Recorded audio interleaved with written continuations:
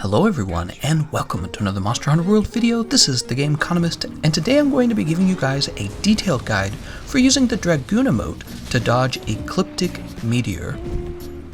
That's right, because Capcom intentionally created the Dragoon Emote to allow you to dodge Ecliptic Meteor. You don't need the comets. You don't need them at all. In fact, if you just memorize the timing of when to use the emote, you can just dodge the Ecliptic Meteor every single time. You don't need the comets at all. That's kind of a big deal, because when I play with randoms in multiplayer, the number one way I lose when fighting Behemoth is Ecliptic Meteor. Somebody on the team gets caught off guard, or somebody's standing on the wrong side of the comet. Failure.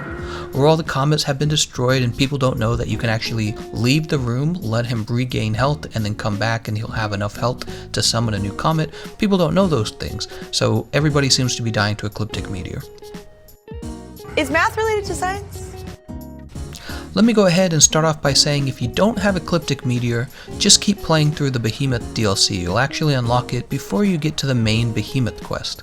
After you've unlocked the Dragoon Emote, what you need to be able to do is add it to your radial menu. This is really important for using it quickly. Now, a lot of people have trouble setting up the radial menu, so I'm going to explain that real fast. Basically, the game is set up so that the radial menu is tied to your item loadout. When you create an item loadout and you save it, the game also saves your radial menu. So what you want to do is set up your item loadout, bring a Stera Jerky, flash pods, life powder, everything you need for fighting the Behemoth. And then you go to your radial menu, and you're going to add the Dragoon Emote. I'll show you how to do that on screen.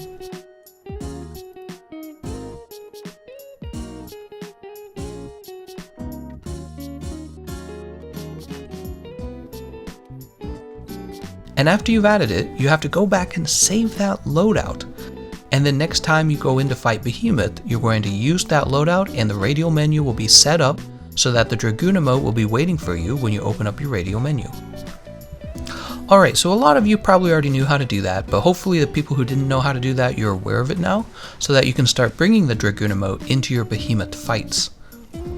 I've captured myself using the Dragoon Emote to dodge the Ecliptic Meteor so that I could show you guys the exact timing of it. Notice how in the bottom left hand corner the map turns white as if I'm no longer aggroed by the Behemoth, and then roughly at 7 seconds, that's when you have to open up your radial menu and use that Dragoon Emote. I can also freeze the frames to show you exactly what position the Behemoth was in when I chose to use the emote, and this kind of gives you a visual cue that you can use when you just stare at the Behemoth. Basically, just stare at him, and when he goes into the right position, that's when you're going to click your joystick to use the emote, right? And that's it, that's the whole guide basically. There are some other interesting things I could talk about in another video. I did a little research on the Dragoon Emote. If you're interested in that, I'll leave a link in the description.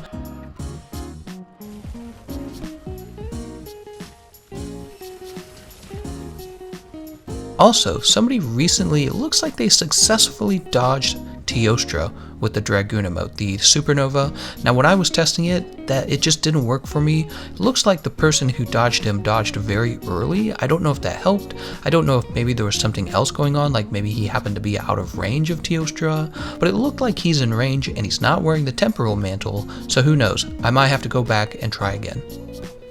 Alright, well if you guys found this guide useful, please consider sharing it with your friends or with randoms or whoever doesn't know how to do this so that we can kind of get everybody on board. Once everybody's gotten good at dodging the Ecliptic Meteor, both by understanding how the comets work, but also memorizing the timing of the Ecliptic Meteor so that you can use the Dragoon Emote, once everybody's kind of on that page, I think the Behemoth will get considerably easier to fight. Alright, I want to thank you all for watching, and I'll see you guys next time.